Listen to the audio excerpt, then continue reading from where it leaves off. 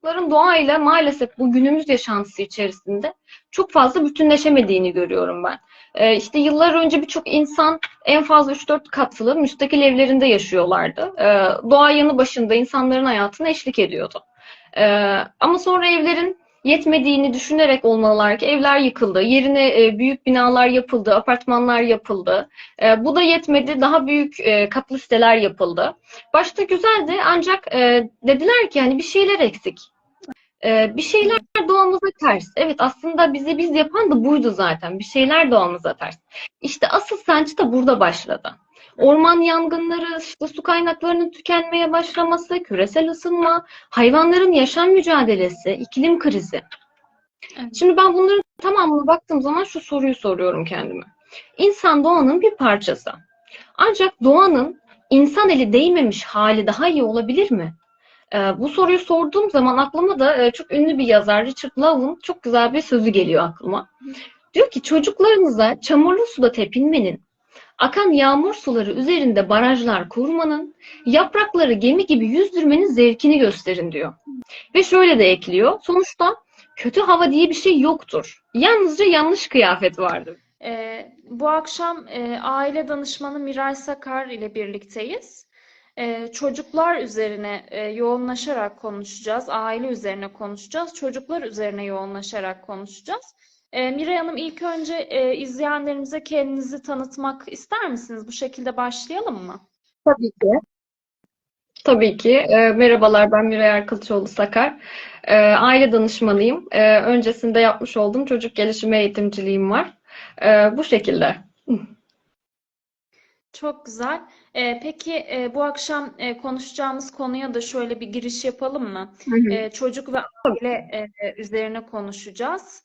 Evet. Neler söylemek istersiniz başlangıç olarak bize? Şimdi, şöyle başlamak istiyorum aslında ben yayına. Çocuk ve doğa konusu beni çok etkileyen bir konu.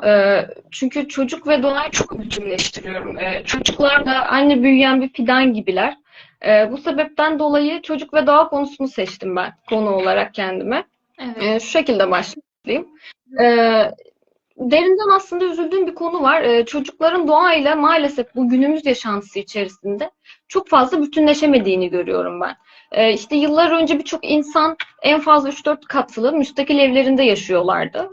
Doğa yanı başında insanların hayatına eşlik ediyordu. Ama sonra evlerin yetmediğini düşünerek olmalılar ki evler yıkıldı. Yerine büyük binalar yapıldı, apartmanlar yapıldı. Bu da yetmedi, daha büyük katlı siteler yapıldı. Başta güzeldi ancak dediler ki hani bir şeyler eksik. Bir şeyler doğamıza ters. Evet, aslında bizi biz yapan da buydu zaten. Bir şeyler doğamıza ters. İşte asıl sancı da burada başladı. Orman yangınları, işte su kaynaklarının tükenmeye başlaması, küresel ısınma, hayvanların yaşam mücadelesi, iklim krizi. Evet. Şimdi ben bunların tamamına baktığım zaman şu soruyu soruyorum kendime. İnsan doğanın bir parçası. Ancak doğanın insan eli değmemiş hali daha iyi olabilir mi? Bu soruyu sorduğum zaman aklıma da çok ünlü bir yazar Richard Love'un çok güzel bir sözü geliyor aklıma. Diyor ki çocuklarınıza çamurlu suda tepinmenin, akan yağmur suları üzerinde barajlar kurmanın, yaprakları gemi gibi yüzdürmenin zevkini gösterin diyor. Ve şöyle de ekliyor. Sonuçta kötü hava diye bir şey yoktur. Yalnızca yanlış kıyafet vardır diyor. Şimdi bu o kadar güzel bir söz ki aslında günümüzü de özetliyor. Yani burada demek istediğim şey aslında Richard Love'ın da sözüyle birlikte çocuklara doğanın içerisinde kalmayı öğretin diyor. İşte aman yavrum dur dediğimiz zaman mesela çocuklara bir irkilme gelir ya. Aman yavrum dur dediğin zaman çocuklar otomatikman hani doğanın içerisindeyim ama yanlış giden bir şeyler var algısına düşünüyor. Bu algıya düştüğü zaman çocuk yetişkin haliyle de otomatik olarak bir doğayla özdeşemiyor. Kendini doğanın içinde hissedemiyor. Şimdi bu sebepten dolayı da ben her zaman çocuklu gelen danışanlarıma özellikle diyorum ki çocuğunuzun doğayla alakası nedir? İlişkisi nedir?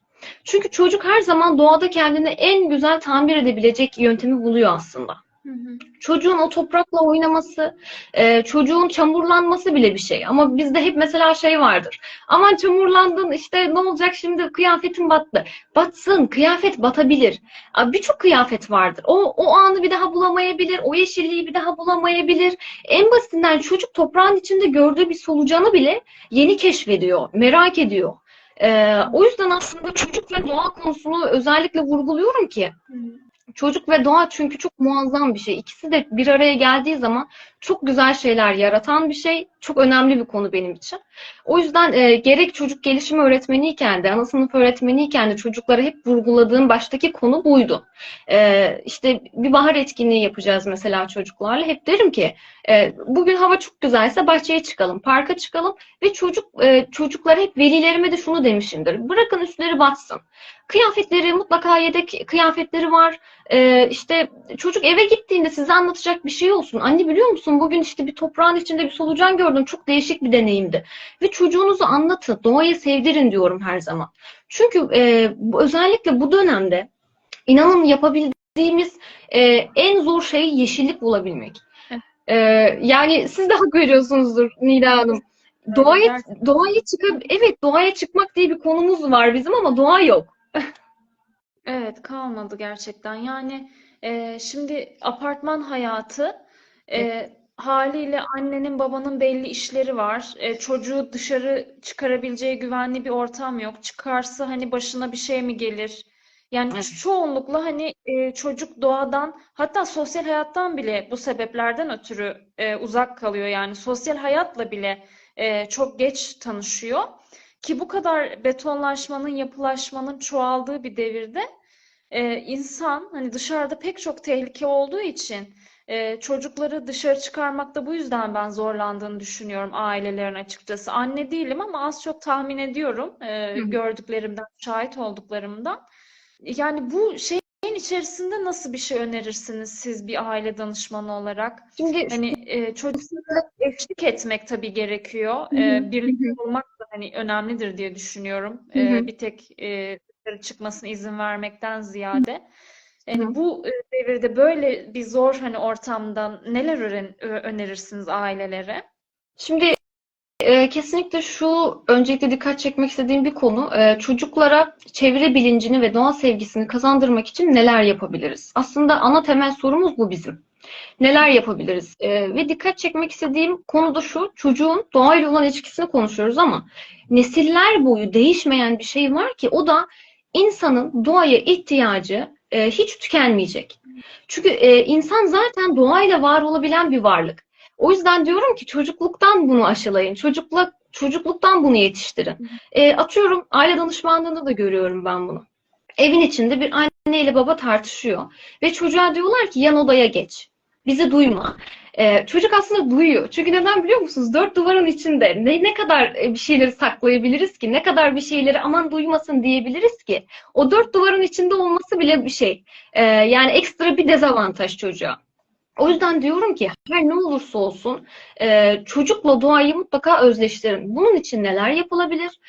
Bu birlikteliğin sürmesi için doğayla çocuğun birlikte bir açıda birlikte bir yol alabilmesi için bizim başta nazik olmamız gerekiyor doğaya karşı. Bu çok önemli. Çünkü çocukların ebeveynleri biziz. Yani biz onlardan feyiz almayacağız aslında bu konuda. Onlar bizden feyiz alacaklar. Şimdi benim atıyorum bir doğaya bakış açımla çocuğun doğaya bakış açısı aynı değil. Ama ben ona bunu aşılayabilirim, ben öğretebilirim. Ben ne kadar doğaya nazik olursam o da gereken özeni, doğaya gereken özeni o şekilde gösterebilecek. Şimdi doğa sevgisini çocuklukta, özellikle erken çocukluk döneminde edindirmek çok ama çok önemli bir ilk adım. Bunun için önce biz e, ebeveynlerin işte çocuk bakımından sorumlu herkesin. Ebeveynden dediğim bunun içine anneanne girer, dede girer, babaanne girer. Aklınızdaki teyze, hala, amca, yenge, dayı ne kadar akraba varsa bunlar da çok önemli rol oynuyor. Özellikle bizim rol model olmamız gerekiyor. En başta yapılabilecek ilk adım bu. Yani önce biz çocuk bakımından sorumlu herkesin doğaya sevgisini ve saygısını çocuğa göstermesi gerekiyor. İşte basit bir örnek vereyim bununla ilgili. Birçok parkta tabelalar görüyoruz, değil mi? Gittiğimiz bir parkta çocuğu parka götürmüşüz. Hava güneşli. Çok güzel bir hava var. Mis gibi doğa kokusu. Çocuğu parka götürüyoruz. Ve tabelada şöyle yazıyor. Lütfen yerlere çöp atmayınız. Evet. Şimdi yasak olan cazip geliyor mu? Bunu sormak istiyorum aslında. Yani yasak olan bir şekilde bizi çekiyor, değil mi? Lütfen işte yerlere çöp atmayınız. Ama fark etmiyoruz, ama atıyoruz. Çocuğa bir çikolata yedirdik, ağzını sildik. O sırada elimizden paket uçuyor gidiyor. Şimdi gitti tüh vah falan. Hani bunlar oluyor illaki. Evet. Ama bu tabelanın yerlere çöp atmayınız tabelasından ziyade, yani yasak olan cazip geldiğinden midir bilinmez ama kurallar bir şekilde yıkılıveriyor. Biz bu tabelayı görüyoruz ama. Peki şunu gördüğünüzde ne hissediyorsunuz? Bence asıl önemli soru bu. Şimdi bu lütfen yerlere çöp atmayınız ikazı yerine Hı hı. yerleri temiz tuttuğunuz için teşekkür ederiz yazısını görsek ne hissederiz? Çocuğa bunun geri dönütü nasıl olur? Otomatikman bir sorumluluk yükleniyor üstümüze aslında. Yani lütfen yerlere çöp atmayınızdan ziyade, bir uyarıdan ziyade bir sorumluluk yükleniyor üzerimize. Çünkü yazan şey yerleri temiz tuttuğunuz için teşekkür ederiz. Otomatikman orada biz yetişkinlere şöyle bir bilinç yüklenmiş oluyor. Yerleri temiz tutmamız gerekiyor. Evet, anladım. Çocuğa da bunu aşılamam gerekiyor. Yani aslında bizde başlıyor her şey. Bütün irade bizde başlıyor. Çocuğa doğa sevgisini kazandırmak tamamen bizde başlıyor. Şimdi bana normal gelen davranış budur. Yerlere çöp atmamaktan ziyade o çocuklara hem kendimizin yerlere çöp atmaması, doğayı sevmemiz, saymamız en basiti bu şekilde başlıyor. Çünkü çocuğu en basitinden diyorum, yani parka götürdüğümüz zaman bile biz doğaya ne kadar nazik davranırsak çocuk da onu o şekilde baz alabiliyor. Ya en etkili yollarından bir tanesi de çocuğunuza doğa sevgisini öğretmenin en etkili yolu ona örnek olmaktır aslında. Yani davranışlarının nedenlerini anlatmaktır. Şimdi yere bir çöp düşüyor, bunu alıyorsun. Ama bunu alırken çocuğa şunu demek lazım aslında. Anneciğim bak, görüyor musun? Ben bu çöp yerdeydi, bunu aldım ve çöp kutusuna attım. Çünkü böyle yapmamız gerekiyor. Ve çocukta şöyle bir soru oluşuyor. Neden? Neden bunu böyle yapmamız gerekiyor? O sırada annelik bilinciyle biz çok ters düze bir cevap verebiliyoruz. Çünkü öyle gerekiyor falan da diyebiliyoruz. Ama tam tersi şunun açıklamasını yapmak lazım. Çocuğun göz seviyesine inerek, çocukla birebir kontak kurarak şunu dememiz gerekiyor. Anneciğim, çünkü bu doğa bizim. Doğayı kirlettiğimiz zaman kendi yaşadığımız evi kirletiyoruz aslında. Şimdi bu cümleyi kullanabilmek çok önemli. Böyle bir diyalogta çocuk otomatikman şunu soracak. Diyecek ki, doğa bizim evimiz mi? Evet, doğa bizim evimiz. Çünkü bizim doğaya ihtiyacımız var. Ve biz onu ne kadar temiz tutarsak geri dönütlerini de o şekilde iyi almış oluruz aslında. Yani çocuğunuz çöpünüzü uzun bir süre elinizde taşısanız bile, hani diyelim ki elinizde çöp var, uzun bir süre elinizde taşısanız bile yere atmadığınızı, neden yere atmadığınızı, yerdeki çöpleri topladığınızı gördüğünüz zaman ona öğüt vermekten çok daha fazlasını anlattığından emin olun diyoruz her zaman. Yani evet, yetişkin bir çocuk var yanında, elinde bir çöp var ve diyor ki ben bunu elimde taşıyayım, ama çocuğa bunu anlatmak lazım. Kendimiz yaparak, kendimiz doğayı koruyarak çocuklara bir şey aşılayamayız. Önemli olan çocuğa bunun nedenini anlatmak. Ben bunu elimde tutuyorum. O sırada bir çöp kutusu görmemiş olabilirim anneciğim. Şu anda bakıyoruz, etrafımızda bir çöp kutusu yok. Ama bu benim elimde. Bunu evimizdeki çöpümüze atacağız. Yerlere atmayacağız. Sebebi de doğa bizim evimiz. Hani bunu bu şekilde açıklamamız gerektiğini düşünüyorum. Çünkü Evet. çocuklar empati yapabilen varlıklar. Yani ona bir hayvan için neden kapıya su koyduğunuzu anlattığınız zaman çocukta bazı şeyler değişiyor. İşte kuşlara neden yem attığınızı anlattığınız zaman bazı şeyler değişiyor. Onların yuvasına neden nazik olduğunuzu anlattığınız zaman, işte denizlerin, ormanların neden temiz tutulmasını gerektiğinizi anlattığınız zaman bazı şeyler değişiyor. Bunları anlattığımız zaman çocukların neşeyle kaplanıyor zaten. Çünkü yeni bir şey öğrenmiş oluyor ve onun haricinde kendisini doğaya ait hissetmeye başlıyor. Asıl gelişim burada başlıyor. Evet. Peki çocuğun doğayla ilişkisi, yani doğayla ilişki kurmamış bir çocukla doğayla ilişki kurmuş bir çocuk arasında ne gibi farklar vardır diye bir soru sorsam neler söylersiniz bize? Şimdi bu tamamen şuradan ileri geliyor. Çocukların doğa içerisindeki geçirdiği zaman dilimi de çok önemli bizim için. Yani doğayı hiç deneyimlememiş çocuk ve doğayla haşır neşir olan çocuk, bir de doğanın içerisinde kaç saat geçirdiği sorulan bir çocuk var aslında burada ortada. Yani sorunun ana kaynağını ben şu şekilde değerlendiriyorum. Bir çocuk var, hiç doğada vakit geçirmiyor. Bir çocuk var, doğada vakit geçiriyor, ama bir çocuk var, doğada ne kadar vakit geçiriyor. Şimdi biz zannediyoruz ki çocukları parklara götürdüğümüz zaman çocuk temiz hava alıyor, doğayla vakit geçiriyor zannediyoruz. Evet. Evet, anlayabiliyorum da anneleri bu konuda aslında.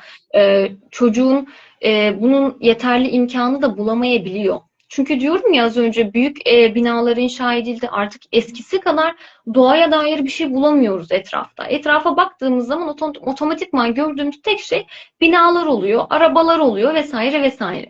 Yani hep maddesel şeyler görüyor çocuk aslında. Bunun için ne yapabiliriz? Şöyle bir şey önerebiliyorum ben bu konuda. Hiç doğayla haşır neşir olabilecek, etrafta, evlerinin etrafında doğayla iç içe olabilecek bir çocuğunuz yoksa, Hı hı. en basitinden aktarlarda dahi olsa toprak satılıyor. Toprak satılan bir şey. İşte anneannelerimiz, babaannelerimiz toprak bulamadıkları zaman da, şehir içindeki özellikle anneannelerimiz, babaannelerimizden bahsediyorum. Derler ki yavrum, şuraya bir git de bir 5 kilo toprak al. Bir kilo toprak al. Hani bu toprak bulunabilecek bir şey aslında. O yüzden şunu önerebilirim en basitinde. Bir leğenin içine işte belirli miktarda bir toprak. İnanın çocuk onunla saatlerce oynayabiliyor. Etrafa mı döküldü, evin içine mi saçıldı? Bırakın dökülsün. Süpürülür. Hepimizin evinde süpürge var. Bir şekilde halloluyor. Ama önemli olan o çocuk o toprağı ellesin, sıksın, o toprakla haşır neşir olsun. Ben her zaman bunu öneriyorum. Bir de bir diğer konuda yani bakmakla görmek arasında çok büyük fark var aslında. Yani doğayla temas halinde olan çocuk dikkat becerileri inanılmaz gelişiyor. Ben hep bunu gözlemlemişimdir. İşte bir bahçeli evde oturan çocukla bir betonarme bir evde oturan çocuk mümkün değil, aynı değil. Yani öz düzenlemesi, onun çevre bilinci kazanmasına inanılmaz katkı sağlıyor. Ve şunu da ekleyeyim. E, işte birçok soru geliyor mesela, işte atıyorum, ben bunu kendi danışanlıklarımda da söylüyorum. Diyorum ki her zaman hani çocuğun doğayla ilişkisini mutlaka arttırın. Evinizde ne kadar sıkıntı varsa, huzursuzluk varsa, inanın hani hep diyorlar ya, çocuk toprakta o enerjiyi atıyor zaten. Hani bugün annesiyle babasını bir tartışmada dinlemiş olabilir çocuk. Bir tartışmasını duymuş olabilir. Ertesi günü mutlaka doğayla ilgili bir yere götürün. Ertesi günü mutlaka çocuğu bir parka mı götürdünüz? Ya hiç mi zamanınız yok? Vaktiniz de mi yok? Ne bileyim, işe gidiyorsunuz, işten geliyorsunuz. O çocuk onu beslemesin. O duygu durumunu beslemesin. Onu bir şekilde atması gerekiyor. Bunun en iyi atılabilecek şekli toprak ve doğadır. Ben başka bir şey bilmiyorum ve yıllardır hep gördüğüm zaman da, ana sınıf öğretmenliği yaptığım dönemlerde de hep gördüğüm zaman şunu öneririm. Bir velim gelmişti bana, demişti ki biz dün çok büyük kavgalar ettik eşimle birlikte ve korkuyorum çocuğun psikolojisi ne olacak diye. Hı hı. Dedim ki ona, dün bu kavgayı gerçekleştirdiniz. Ertesi gün, yani bugün ne yaptınız? Okula getirdim. Okul çıkışından sonra ne yapmayı planlıyorsunuz? Eve gitmeyi planlıyoruz. Dedim ki eve gitmek yerine size bir önerim. Eğer dedim evinizin önünde herhangi bir toprak vesaire, çocuğun oynayabileceği bir durum yoksa mutlaka bir aktardan, ama bir yerden bir toprak temin edin. En azından bir kutunun içine, bir leğenin içine koyun onu ve çocuk bırakın orada oynasın. İnanın o bile çocuğu inanılmaz derecede düzeltecek demiştim. Ve şu da çok önemli bir konu tabii ki. Çocuğumuzun doğayla temasını nasıl arttırabiliriz? Yani asıl sorumuz bu bizim aslında. Diyorum ya, hani her zaman böyle imkanlarınız yoksa bile, çocuğun toprakla haşır neşir olabileceği bir durum yoksa bile, mutlaka yürüyüş yapın. Yani o kadar basit bir şey ki yürüyüş yapmak. Bakalım hani yürürken neler gördü, onun üzerinde konuşun. Anneciğim bu ağaç ne ağacı, işte bu çiçek, bunun kokusu var mı? Hadi gel bakalım, bir gidelim bir koklayalım demek bile, o yürüyüş içerisinde çocukta doğayla ilgili bazı soruların beyninde yanmasına işaret vermek bile çok muazzam bir şey. Bunun hakkında sohbet etmek inanılmaz güzel bir şey. Onun haricinde küçük bahçenizi oluşturabilirsiniz. Yani kendi ufak küçük bahçenizi oluşturabilirsiniz. Diyorum ya, hani bahçe imkanınız yoksa en azından bir kutu içerisinde bir toprak. Yani bir iki avuçluk toprak bile çocukların inanın toprakla olan bütünleşmesini arttıracak. Ya da Bahçe yoksa farklı bir örnek de olabilir. Mutlaka balkon, balkondaki saksılarda buna örnek olabilir. evet. Şunu da ekleyeyim. Tabii. Kuşlar, kediler, köpekler inanılmaz derece çocukların doğayla bütünleşmesine izin veriyor. Çünkü hayvanlar da bunun için içerisine giriyor aslında. Çünkü doğa deyince biz zannediyoruz ki sadece ağaçlık, yeşillik değil. Doğanın içerisinde olan bütün canlılar aslında kapsıyor bu durumu. Bir köpek alabilirsiniz. Köpek olmazsa kedi alabilirsiniz. Kedi olmazsa kuş besleyebilirsiniz. Bunun haricinde çöp temizliği yapabilirsiniz. İşte mesela bir poşet alıp elinize bir hafta sonu, hadi anneciğim gel, şöyle bir durum oluyor. O da şöyle bir tam tersi avantaj değil de dezavantaj durumu yaratıyor ama çocuğun elleri kirlenebilir. Kirlenebilir, okey. Ama bir hafta sonu yürüyüşü yaparken, çevredeki yürüyüş yaparken de elinizdeki poşeti alıp o çevredeki çöpü temizleyebilmek bile çocukta çok şey katıyor. Ama kirli çöp milletin yer altını biz mi toplayacağız? Bu düşünceden çıkmamız gerekiyor. Çünkü bu düşünceden çıkarsak şöyle bir algı oluşuyor çocukta. Eldiven geçirebilirsiniz. Evet, onu öneriyorum. Yani hani çocuk mikrop kapabilir vesaire. Evet, kirli olabilir ama atıyorum bir çikolata poşeti. Ya her çöpü demiyorum tabii ki. Çok kirli, böyle sineklenmiş, çok bozulmuş çöpleri demiyorum ama atıyorum çimenlerin arasında kalan bir çikolata paketi mesela. Yenmiş, Evet. paketi oraya atılmış. Hadi anneciğim bir poşet alalım, gel bunu poşetin içine koyalım, ortalığımızı temizleyelim. Bak burası bizim bir evimiz, doğayı temizleyelim diyebilmek bile o kadar şey katıyor ki çocuğa. Sonra doğal materyalleri düzenleyebilmek. İşte sopadır, kozalaktır, taştır, yapraktır. Bunlarla ilgili etkinlik yapabilmek çok önemli. Doğa seslerini dinleyebilirler. Sesler hakkında konuşabilirsiniz. Bir kuş sesi. Şimdi kuş sesi de kendi içinde çok fazla ayrılan bir konu aslında. Buradan o kadar çok konu çıkıyor ki. Bir kuş sesi en basitinden. Ama bu ne kuşu, hangi kuşun sesi diye konuşabilirsiniz. İşte ağaçların çeşitlerini konuşabilirsiniz. Yani doğanın içindeki sesleri konuşabilirsiniz. Çok önemli bir diğer konu da aslında şey var. Bu sıralar sıfır atık projesi çok fazla yapıyorlar. Evet. Ben çok duyuyorum. Belediyeler de artık bunu düzenliyorlar. Bunlara katılabilirsiniz. Geri dönüşüm etkinliklerine katılabilirsiniz. Bu etkinliklerden bahsedip çöpleri buna göre ayırabilirsiniz. İşte atıyorum bir çöptür ama bu anneciğim bu plastik. Hani bunun ne olduğunu anlatmak. Anneciğim bu cam. İşte cam doğaya bu şekilde kazandırılabilir. Plastik doğaya bu şekilde kazandırılabilir tarzında konuşmalar yapılabilir. Ee, Tekrardan söyleyeceğim ama kuşları gözlemleyebilirsiniz dedim. Yine en önemli aklıma gelen diğer bir konu da bu. Özellikle cinslerini inceleyebilmek çok önemli. Ağaçlar hakkında konuşulabilir. Bu şekilde çocuğun doğayla arasındaki ilişkiyi kuvvetlendirebiliriz. Evet. Zaten şimdi siz kuş deyince aklıma geldi. Ne zaman bir meditasyon videosu ya da müziği herhangi işte meditasyonla ilgili meditatif bir şey açacak olsak, bakacak olsak hep arkada kuş sesleri var. Ve bunlar dediğiniz gibi hep böyle belli kuşların hani daha ince sesli, güzel sesli hani sonuçta karga da bir kuş. Ama hani daha dinlendirici şeyler de tercih ediliyor. Bu sesin yani doğadaki seslerin de çocuk psikolojisi üzerinde ciddi bir şeyi vardır değil mi? Etkisi vardır. Sonuçta çocuk Müthiş bir etkisi var. büyüklüğünden çok daha alıcı Evet. küçük olduğu için hani bir doğru bir benzetme olacak mı bilemiyorum ama hani boş bir levha olarak tabula rasa olarak aslında çocuğu addedebiliriz diye düşünüyorum. Siz neler söylersiniz bu Evet. konuda?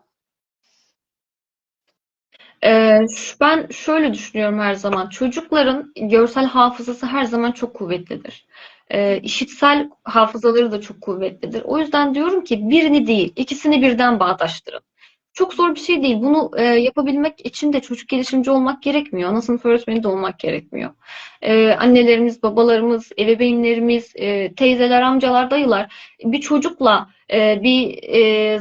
o zamanı geçirdikleri zaman mutlaka doğayla ilgili bir şeyler bulabilsin diyoruz. Ama şu da çok önemli rol oynuyor. Sizin dediğiniz gibi. Sadece görsellik değil burada baz aldığımız şey. İşitsel de bunları pekiştirebilmek burada önemli rol oynayan şey aslında. Yani bir çocuğa bir kuşu gösterip bu kuşun cinsini göstermekten ziyade Bu kuşu hem cinsini gösterip hem rengini, işte bu renk hangi renk deyip pekiştirmek, daha akılda kalabilmesi için, görsel hafızasını kuvvetlendirebilmesi için. Aynı zamanda da sesini pekiştirebilmek. Yani artık hepimizin elinde internet var. YouTube'larımız hepimizde açık. İnternette bir sürü bilgi paylaşımı yapabiliyoruz. Hiç yoktansa o an için bir kuşun sesini duymadıysanız bile orada en azından mutlaka YouTube'da bir kuş sesi kayıtları illaki var. İşte bak şu kuşun sesi budur, bu kuşun sesi budur deyip bunların üzerine yoğunlaşabilmek de çok önemli bir artı sağlayacak. Evet. Peki bununla ilgili yapılmış şeylerden bahsetmek ister misiniz bize? Mesela bilimsel çalışmalar, böyle gruplara ayrılıp denekler üzerinde deneyler yapılıyor. Hani böyle örnekler vardır sizin bildiğiniz, eminim ki, çocuklar üzerinde. Çok da benim de çok ilgimi çekiyor açıkçası. Var mı böyle çalışmalar? Şimdi var ama bundan ziyade aslında bu konunun ana başlığı şeye dayanıyor. Okul müfredatına dayanıyor. Çünkü işin içine eğitim girince doğa ile eğitimi bir arada bütünleyebilmek inanılmaz güzel bir durum. İşte sizin bu bahsettiğiniz konu aslında okul müfredatına kayıyor. Bunu da şu şekilde açıklayabilirim. Erken çocukluk döneminde dahil olmak üzere okul müfredatlarında doğanın kullanılması çocuklar için oldukça yararlı. Eğitimi de doğanın içerisinde yapmak çok daha büyük bir yarar aslında. Çünkü sizin o dediğiniz eğitimle çocuğu bağdaştırabilmek Hı hı. çok daha ayrı bir konu. Onu harmanlayabilmek çok daha müthiş bir şey. Ama bu tabii ki olmuyor. Okullarımızdaki eğitimlerde bu çok mümkün olmuyor. Ama bunun yerine günümüzde hayli popüler olan Montessori eğitimleri var mesela. Ben ana sınıflarında özellikle görüyorum. Montessori eğitimlerimiz var. Reggio Emilia gibi eğitim yaklaşımlarımız var. Bu eğitim yaklaşımları doğanın yani kesinlikle ayrılmaz bir parçası şeklinde işleniyor. Özellikle bir Montessori eğitiminde çocukla doğa inanılmaz derecede bütünleşiyor. Çünkü etkinlikler ona göre düzenleniyor aslında. Etkinlikler de bu çerçevede bak. Montessori eğitimi içerisinde işte bahsettiğim bu yaklaşımların içerisinde çocuklar toprağı da görüyorlar, suyu da görüyorlar. Bir yağmur gördükleri zaman yağmurun nasıl oluştuğunu da biliyorlar. Çocuklar doğada toprağa, suya, ağaca işte birçok fırsatı yakalıyorlar aslında bu konu haklarında. Ya da atıyorum bir kabuğa dokunuyorlar doğanın içerisinde ya da bir hayvana dokunarak onları gözlemleyerek tanıyorlar aslında. Özellikle Emiля yaklaşımında çevrenin önemi son derece büyük oluyor. Öğrenmenin gerçekleştiği ortam mutlaka çevre Emiля yaklaşımında. Çevre de çocuk için aynı zamanda büyük bir öğretmen görevini üstleniyor. Ki ben her zaman derim en büyük öğretmen doğadır. Çünkü biz hepimiz doğanın içerisinde yetiştik. Hepimiz aslında bizim özümüz doğa aslında. Yani geçmiş uygarlıklara bakın beton evler yoktu. Hiçbir şey yoktu. Sadece doğa vardı. Doğanın içine yemek ektiler, işte bir şeyler ektiler, oradan yemek yaptılar. Ne bileyim bir kazı çalışması yaptılar, orada doğayla ilgili bir ev yarattılar vesaire. Her şey aslında bakıldığı zaman doğanın temelinde yatıyor. O yüzden erken çocukluk döneminde doğadaki ilişki hakkında yeterli bilgi verilmesi gerekiyor. İnce ve kaba motor becerileri çok önemlidir deriz. Çocuğun işte bir eldir mesela atıyorum şu, onun içinde toprağı sıkmak bile çok önemlidir. İşte genelde şöyle bir yargı oluyor.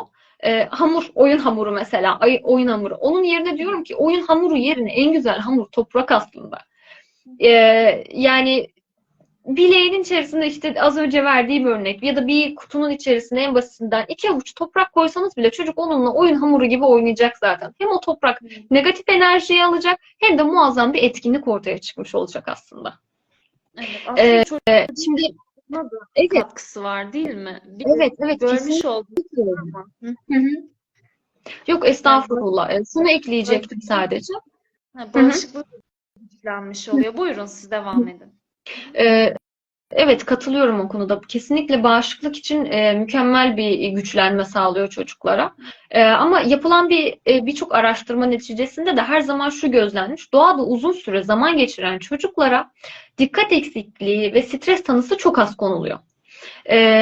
Yani özellikle doğa ile iç içe yaşamanın, doğayı izlemenin odaklama ve zeka üzerinde müthiş etkileri görülmüş. Çünkü neden? Doğa diyorum ya hep her zaman en iyi öğretmen. Bir konuyu mu öğretmek istiyorsunuz? Doğa içinde öğretin. Ya en basitinden bir matematik dersi bile, değil mi? Evin içinde dört duvar arasında yapmasın çocuk ödevi. Atıyorum bir park da olur. Evet, çok sesli bir ortam. Ama şöyle düşünün. En azından orada öğrendiği, doğanın içerisinde öğrendiği bir şey evde öğrendiği üç şeyden daha faydalı gelecek ona. İnanılmaz, o hava olsun, o şey inanılmaz derecede çocuğun yapısını her zaman mükemmel derecede pekiştirir. Bir şey anlatacaksınız mesela, çok önemli bir şey ya da herhangi bir önemsiz bir şey. Her zaman derim ki çocuğunuzla doğa içerisinde sohbet edin. Bir parkta sohbet edin, bir toprağa oturun mesela. Aman çocuğun üstü battı. İşte batsın, bırakın batsın ama çocuk o toprağa otursun. Ne bileyim, o solucanı görsün. Bu nedir diye sorsun, merak duygusu gelişsin. Onun da haricinde doğayla iç içe yaşamanın, işte dedim ya az önce de, doğayı izlemenin odaklama ve zeka üzerinde çok olumlu etkileri bulunuyor. Doğada yapılan etkinliklere, öğrencilerin doğadaki yaşamı izlemesine zaman ayıran okullarda da daha büyük başarılar gözlemlenmiş. Akademik bakımdan daha başarılı okul olduğu tespit edilmiş. Ya o yüzden bu çok önemli bir şey. Çocuk gelişiminde de doğayla iç içe olmanın faydaları nelerdir diyecek olursak, doğayla iç içe olmak çocukların araştırma ve inceleme olanaklarını müthiş derecede arttırıyor. Çocuğun merak duygusunu aşılıyor. Çocukların gözlem, analiz ve sentez yeteneklerini geliştirmelerine, çocukların ilerlemelerine olanak sağlıyor aslında. Doğa bu kadar müthiş bir şey aslında. Çocukların yaratıcılıklarını ve hayal gücülerini geliştiriliyor. Şimdi en basitini az önce de verdim, oyun hamuru. İşte diyorlar ki oyun hamuru çok zararlıymış. İşte kendim evde oyun hamuru yapıyorum. Aslında kendinizin evde oyun hamuru bile yapmanıza gerek yok. Diyorum ya, en basitinden mesela bir kum olabilir, bir şey olabilir. Islattığınız zaman otomatikman zaten elde böyle bir kıvama gelebilecek bir hal alıyor. Toprak olsun vesaire olsun. İnanın bunlar bile çocuklara çok müthiş şeyler katabiliyorlar. Problem çözme yani problem çözebilme olanaklarını destekliyor çocukların. Öz disiplinlerinin gelişmesine muhteşem bir yardımcı doğa kesinlikle. Çocuklarda öz disiplin çok önemli bir şey. Özellikle erken çocukluk döneminde bunu aşılayabilmek çok daha önemli bir şey. Dil, kavram ve becerilerinin gelişmesine ekstra olanak sağlıyor, katkı sağlıyor. Çocuğun stres ve kaygı düzeylerini mutlaka düşürüyor. İşte ben az önce de bunu bahsettim. Şimdi aile danışmanlığı kısmına da gelecek olursak, şöyle bir olanak sağlıyor aslında. İnanılmaz derecede işte tartıştığınız, problem yaşadınız vesaire. Diyorum ki çocuğu mutlaka doğayla özdeşleştirin. İnanın o %50, o çocuğun yaşamış olduğu stres seviyesi %50'lere düşecek, gerileyecek. Hatta çocuk doğa içerisinde annesiyle babasının o yaşadığı tartışmayı bile %50'sini unutuyor zaten. Çünkü doğa bu kadar muhteşem ve iyileştirici bir özelliğe sahip. Aynı şekilde fiziksel aktivite olanağı olduğu için doğanın içerisinde kas gelişimini de destekliyor doğa. Yani faydaları say bitmez o kadar. Çocuk ve doğayı o kadar özleştiriyorum ki en başından beri kas gelişimi bile. Yani çocuğu doğaya bıraktığınız zaman o çocuğun koşması, yürümesi, kuş cıvıltısı, ağaç sesi, toprağın kokusu, işte bir çimendir, şudur, o kadar etkili ki. Yani o doğanın içerisinde olmak çocuklara muhteşem bir farkındalık katıyor. Muhteşem bir bilinç katıyor. Aynı zamanda doğanın içerisinden çıkan yiyecekleri tanıtmak bile çok faydalı. En basitinden pazardan aldığımız bir havuç bile alıyoruz, eve geliyoruz, dolaba yerleştiriyoruz, değil mi? Aksine çocukla birlikte mesela aldığımız o havucu, malzemeleri, hadi anneciğim sen de benimle birlikte yap, birlikte yapalım. İşte aslında oradaki amaç çocuktan yardım istemek mi? Hayır, değil. Oradaki amacın temeli çocuklara karşı işte bu havucun nereden geldiğini öğretebilmek aslında. İşte bu bir havuç ama havuç bu şekilde yerleşir anneciğim. İşte bu burada yetişir. Şöyle şu şekilde yetişir diyebilmek bile muhteşem bir şey. Sağlıklı beslenme konusunda da ekstra bir bilinç ve farkındalık sağlıyor aslında. Ve doğayla iç içe olan çocukların %95'inde yapılan araştırmalara göre akademik olarak çok daha başarılı çocuklar olmaları gözlemlenmiş. Çok daha başarılı çocuklar. Ben akademik çalışmalarda her zaman derim ki mutlaka çocukları iki keseye ayırın. Doğayla iç içe olan çocuk ve doğadan daha uzak olan çocuk. Emin olun, doğayla iç içe olan çocuğun matematik dersi, Türkçe dersi, fen dersi, o dersi, bu dersi bir bakıyorsunuz ki çok daha fazla başarıya sahip. Bunu bu şekilde özetlemiş olabiliriz. Çok güzel gerçekten. Şimdi siz anlattıkça ben biraz kendi çocukluğumu hatırladım. Güzel olur diye düşünüyorum. Şimdi bazı şeyler söylemek istiyorum. Ben İstanbul'da Eyüp Sultan'da büyüdüm ve evimizin önünde tohumlarla dolu bir alanda evimizin Hı önü. Yani hı. toprak vardı bahçede. Önünde de bir incir ağacı vardı. Babaannemin sarma sardığını görüp toprağı suyla karıştırıp incir ağacının yapraklarına ben de toprağı sarıyordum. Yani aslında evinin önünde çocuğun ya da hani ulaşabileceği bir doğal alan olduğu zaman oyun imkanı da çok fazla artıyor.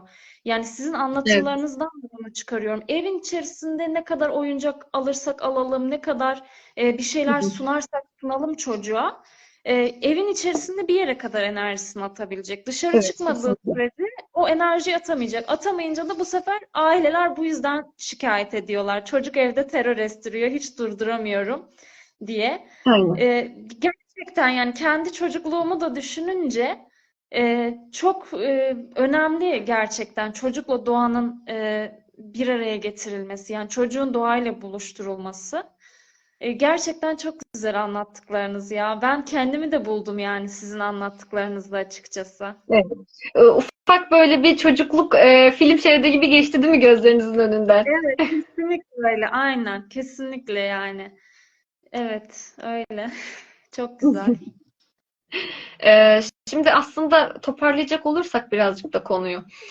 Şimdi doğa eğitimlerinde doğanın aslında kendine belli başlı kazandırmış olduğu eğitim çeşitleri var çocuklara. Yani biz diyoruz ki işte en basitinden şimdi bizim annelerimiz, babalarımız çok daha şanslı aslında.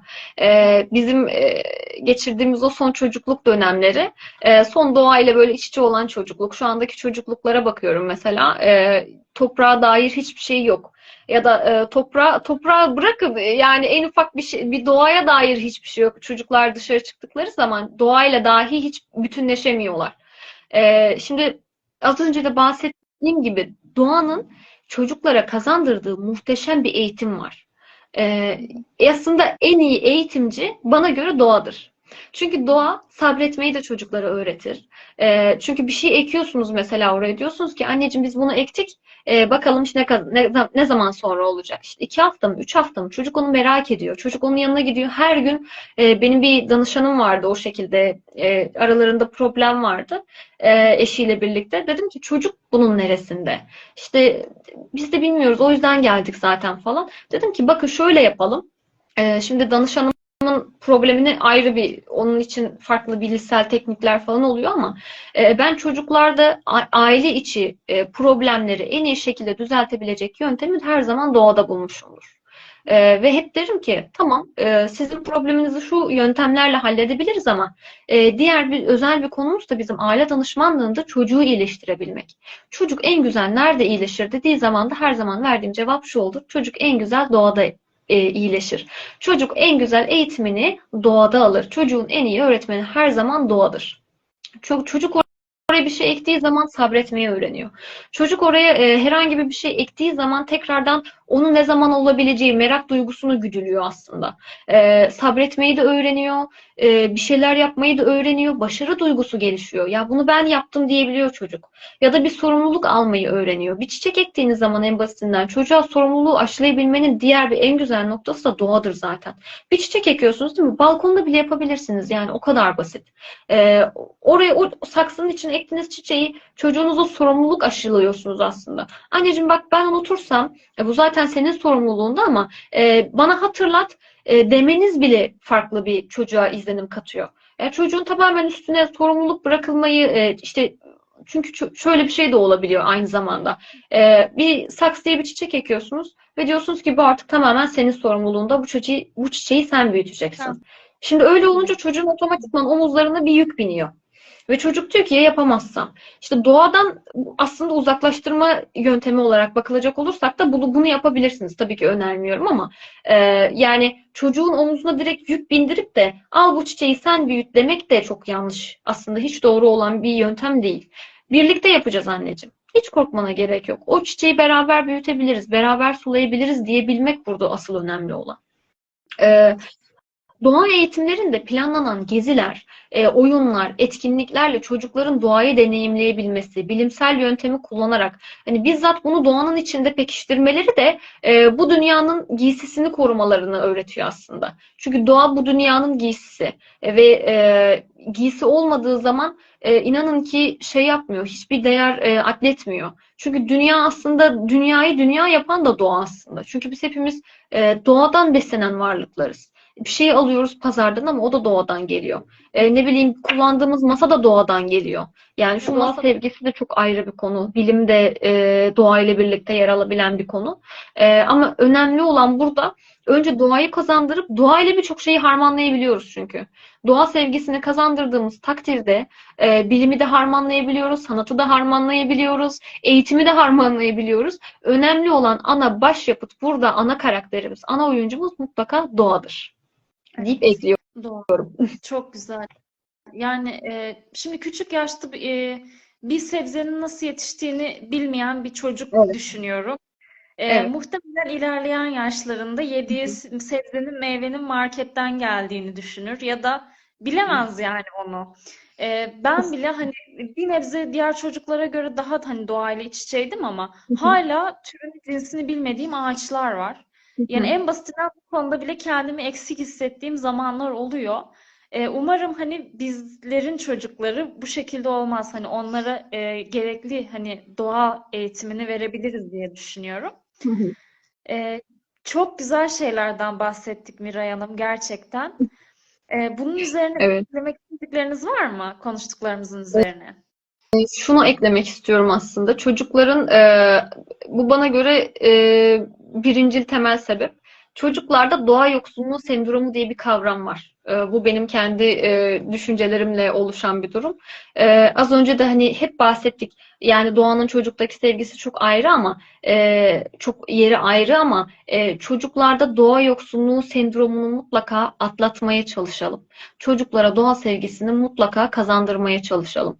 Ee, Çocuğunuzun işte grip olabilir.